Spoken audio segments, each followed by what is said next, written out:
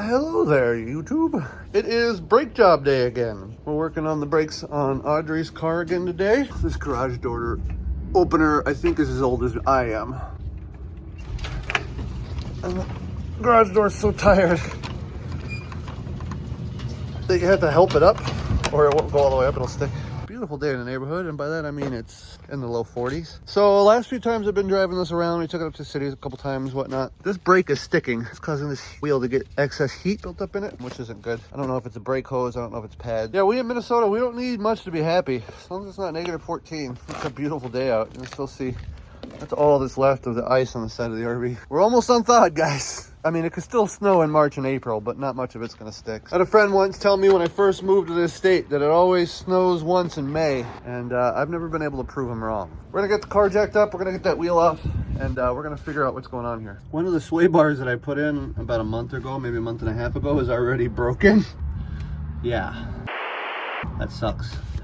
These tires are off of my 2008 Outback. I put them on there because, one, the tires that she had on here were bad, and two, these had some really nice Blizzak snow tires on them. The problem is that they were just too wide for this car. You turn the wheel too much and they rub on the inside, and it's fine because this is plastic, so it's not like you're damaging the wheel, but you know, I just destroyed a perfectly good sway bar link.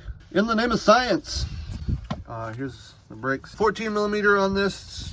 Old Subaru's pretty basic. We're just gonna loosen all this, take it apart, and figure out why it's sticking on this side specifically. Well, we got all of this apart. Let's see, the brakes here are not worn down more than they should be. These slides are a little sticky, but not bad.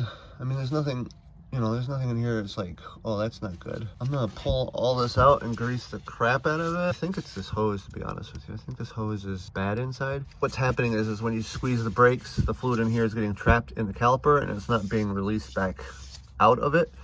And so it's causing this brake to just stick a little bit. I'm gonna grease everything, put it all back together, and put it in neutral and pump the brakes a couple of times and see how bad it's actually sticking. Figure out what the timeline is that I have to replace this. I'm not going to replace this until we get new tires on here, which is going to have to be in the next couple of weeks because we don't need them anymore. It's an old car. It's 2002. We swear by Subarus. And this thing had pretty low mileage on it last year before we started using it for our full-time vehicle. Still's not bad. It's only, you know, for 2002, it's only got 160,000 miles on it. It's worth keeping going for as long as possible, that's for sure. It means a lot to Audrey too, so we'll do what we can for it. I'm gonna pull these out. I'm gonna try and clean them up a little bit, and we're gonna try and get them back in here with some real good grease, and then see how it works. I had a tub of brake grease about as big as that, but it has grown legs and is no longer in this toolkit. I have some backup, luckily. I have no way to put this together without this grease, so hopefully this is still good. I don't know how long it's been in here.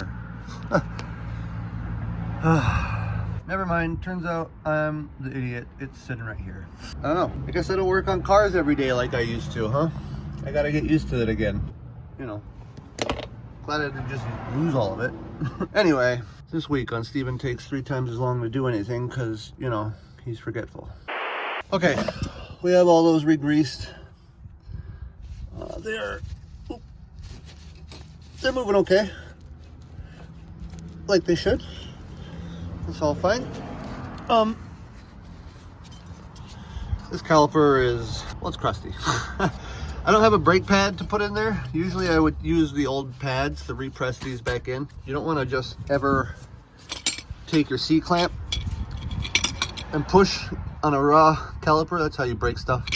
We're just gonna put that in there and I'll press on that, and that'll give me enough barrier that I'm not pressing directly on that piston and I'm not worried about damaging it. There we go. Just gonna turn this in a little bit. The other side was pretty stiff. This caliper, or this piston, was pretty stiff. It's actually a dual piston caliper on this little Subi. I'm pretty impressed with that. We're just gonna push both of these in, put it back together. I'm gonna pump that brake up and we're gonna see if this thing is still sticking. It's all back together. Pretty simple. I need to replace, what else is bad on here? There's a lug nut that's bad on here. Probably do a whole wheel bearing on there before I just go replacing that. Right now I only have 4 lug nuts holding this wheel on. Again, don't do what I do.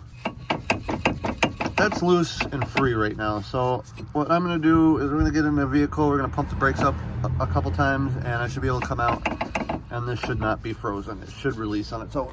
If it stays stuck, we know it's got a problem. So just gonna put one foot in,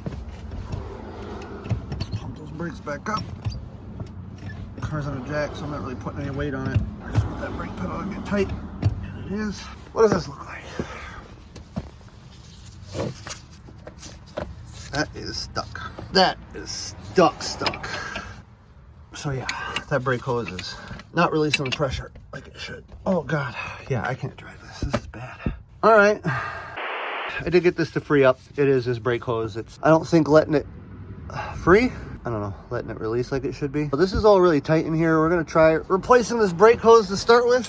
But I mean, this caliper might also be sticking. So we're gonna go with the cheap route. I'm gonna replace this brake hose. I mean, the thing is that this caliper did push back. It wasn't like it was stuck, you know, like stuck. If anything, I was getting resistance probably from this hose itself. I don't think this hose is really moving fluid like it should be. So let's go give Audrey the good news. Let's look up what a new hose costs and we'll go from there. So we've already gone through the 15 gallons we put in earlier this month. This is the funnel we used last time. This is the funnel we used this time. 2 funnels aren't better than one. It still sucks a lot. Let me see if I can show you guys. If I fill it too fast, it overflows. I'll overflow it. You can see that water buildup right there. Anyway. Yeah, we just can't handle this right. Yeah. It doesn't work that way. So we're gonna have 30 funnels before we're done living here. Once again, Audrey's ingenuity comes to my rescue. Let me see. How? Good luck. Yeah, filming. Oh. I can't see where I'm pouring. Yeah. But it's so fast. It's so much faster than what I was doing. Audrey's a genius. The end.